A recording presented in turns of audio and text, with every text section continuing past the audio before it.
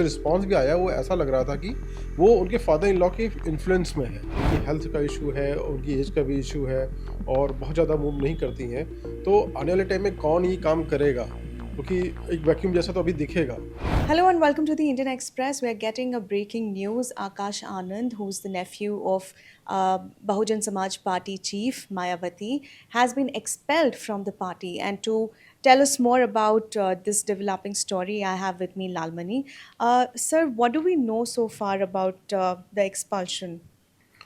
अ, सबसे पहले लगभग 2 हफ्ते पहले दिल्ली असेंबली इलेक्शन के बाद एक दिल्ली में मीटिंग हुई थी, जिसमें कुछ सिलेक्टेड ऑफिस बीयरर्स को मायावती ने बुलाया था। उस मीटिंग में फर्स्ट टाइम मायावती ने कम्युनिकेट किया ये बात कि हम आकाश आनंद को उनकी जितनी भी पार्टी में रिस्पॉन्सिबिलिटीज़ है, उनको रिलीव कर रहे हैं। ऐसा हुआ उसके 3 या 4 दिन पहले ही उन्होंने उसके फादर इन लॉ जो डॉक्टर अशोक सिद्धार्थ हैं, जो पहले पार्टी के एमपी रहे हैं, उनको पार्टी से बाहर निकाला था और उन पे चार्जेस ये लगाए थे कि वो पार्टी में ग्रुपिज़्म कर रहे हैं, पार्टी को डिवाइड करने की कोशिश कर रहे हैं। कल मायावती ने एक फॉर्मल अनाउंसमेंट इसका किया लखनऊ की एक मीटिंग में। उसमें अनाउंस किया कि हम आकाश आनंद को पार्टी के सभी पोस्ट से हटा रहे हैं।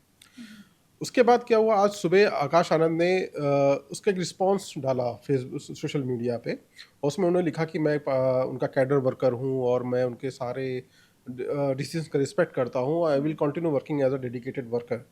उसके थोड़ी देर बाद ही लगभग 4 से 5 घंटे के बाद मायावती ने एक डिसीजन लिया और उनको पार्टी से बाहर कर दिया। और उसमें कारण यही बताया कि जो इन्होंने रिस्पॉन्स दिया सोशल मीडिया पे, ऐसा वो ऐसा एक्सपेक्ट नहीं कर रही थी इस तरह से रिस्पॉन्स। और जो रिस्पॉन्स भी आया वो ऐसा लग रहा था कि वो उनके फादर इन लॉ के इन्फ्लुएंस में है, जो भी उसका कंटेंट है वो उसके इन्फ्लुएंस में है। तो उसी को देखते हुए उन्होंने कहा कि हम as a follower of doctor Bhimrao Ambedkar and as per the tradition of discipline given by party founder Kashi Ram, we are expelling हम फ्रॉम द पार्टी। सर, ये काफ़ी सीरियस डेवलपमेंट है क्योंकि हमने पिछले 1 साल में भी देखा है कि वो आकाश आनंद जो नेशनल कोऑर्डिनेटर रह चुके हैं बीएसपी के, उनको एक बारी पहले भी उनको हटा दिया गया था पद से। फिर मायावती ने फिर से अनाउंस किया कि नहीं, ही विल रिज्यूम बैक। अभी फिर से ये चीज़ हुई है। तो ये जो अप्स एंड डाउन्स जो एक उनके रिलेशनशिप में है, तो ये एक प्रॉब्लम जो है, did you see it coming that this was brewing for a very long time? नहीं, इससे पहले जो एक्शन हुआ है वो इनके पर्सनल रिलेशन से रिलेटेड नहीं था। अच्छा।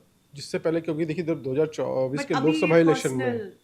हाँ, ये पर्सनल लग रहा है। वो मैं इसलिए बताता हूँ, 2024 के लोकसभा इलेक्शन के बीच में इनको हटाया था, नेशनल कोऑर्डिनेटर और सक्सेसर दोनों पोस्ट से हटाया था। वो तब हुआ था जब इन्होंने कुछ स्पीचेस दी थी, जिसमें इनके अगेंस्ट एक एफआईआर भी हुई थी उत्तर प्रदेश के सीतापुर डिस्ट्रिक्ट में। और उससे ठीक पहले ये पहली बार था कि मायावती ने किसी को परमिशन दी थी कि आप इंटरव्यूज़ दे सकते हैं, आप मीडिया से बात कर सकते हैं। तो ये पहली बार था आकाश आनंद को परमिशन दी गई थी, ताकि लोगों तक पार्टी की आइडियोलॉजी पहुँचे, बात पहुँचे। बट उन्होंने जब उनकी स्पीच हुआ, उस पे एफआईआर हुई, तो मायावती ने उनको पार्टी से, उनको पोस्ट से हटाया था। बट इलेक्शन जैसे हुआ, मायावती को फीडबैक मिला कि नहीं, इनके हटने से थोड़ा-सा गलत मैसेज गया है कैडर में, स्पेशली यूथ में गलत मैसेज गया है, तो कैंपेन हमारा थोड़ा ढीला पड़ गया, तो इसलिए उसको फिर वापस लेके आई। इधर जो डिस्टर्बेंस हुआ है वो ये बताया जा रहा है कि जो इनके फादर इन लॉ हैं डॉक्टर अशोक सिद्धार्थ, वो और उनका थोड़ा-सा प्रभाव इन पे ज़्यादा था, उनका इन्फ्लुएंस आकाश आनंद पे काफ़ी हो गया था। और यही बात मायावती ने आज भी लिखी है कि उनके उनके प्रभाव में ये आज का मैसेज भी उनका उनके प्रभाव में दिख रहा है। और उसी प्रॉक्सिमिटी उनकी जो उनके फादर इन लॉ की थी, उसी को देखते हुए कल उन पे एक्शन लिया गया है। तो अब ये पर्सनल दिख रहा है, फैमिली इश्यू दिख रहा है, rather than a party issue. किस तरह से आप ये देखते हैं डेवलपमेंट को? क्योंकि नेशनली भी बहुजन समाज पार्टी उतनी अग्रेसिवली पॉलिटिक्स में नहीं दिख रही है जैसे उनको दिखना चाहिए। अभी इस डेवलपमेंट के बाद जो ये पर्सनल जो तनाव निकल के आया है, इससे भी कुछ प्रभाव तो पड़ सकता है लोगों पर। तो इस डेवलपमेंट को आप किस तरह से देख रहे हैं? और आगे जाके मायावती किस तरह से ये पार्टी को ले जाना चाहती है? आपका इस पे क्या ओपिनियन है? देखिए, मायावती के लिए अब यही चैलेंज होगा कि उन्हें खुद आगे आना पड़ेगा। क्योंकि इधर बीच में जब इन्होंने आकाश आनंद को अपना का ये दिया था और उनको अलाउ किया था कि आप फील्ड में जाइए, लोगों से मिलिए, अक्रॉस द कंट्री घूमिए। अभी जनवरी में ही उनको बोला गया था कि अब आप स्टेट का काम नहीं देखेंगे, आप नेशनली घूमेंगे, आप पब्लिक वर्कर से मिलेंगे, प्रोग्राम्स करेंगे। तो एक ये था कि मायावती बहुत ज़्यादा फील्ड में एक्टिव नहीं रहती थी पिछले काफ़ी सालों से, थोड़ा हेल्थ इश्यूज़ भी हैं, एज इश्यूज़ भी हैं। तो बट इधर से उन्होंने आकाश को इसके लिए अलाउ किया था। अच्छा, मायावती के बाद कोई और प्रोमिनेंट चेहरा पार्टी में ऐसा है नहीं। तो वो आकाश एक नया चेहरा बन के आए थे जिसको सब पहचान रहे थे।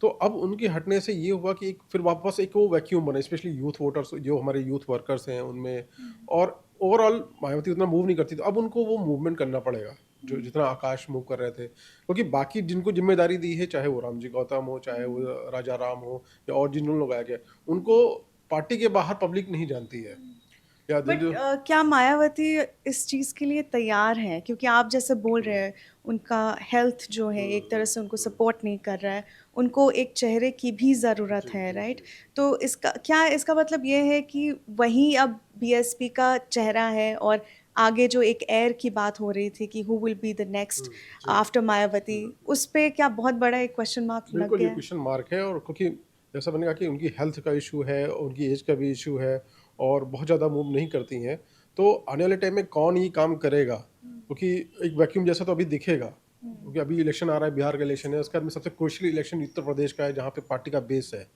तो वो कैसे मायावती को कैसे डील करती हैं, कैसे उसे स्पेंड करती हैं, ये देखने वाली बात होगी। Absolutely. Thank you so much, Lalmani. And we will keep an eye on this developing story and get you all the details that you need to know. In the meantime, you can read Lalmani's report on IndianExpress.com. And don't forget to like, share, and subscribe to our channel, The Indian Express, for more such news updates. Thank you so much for watching.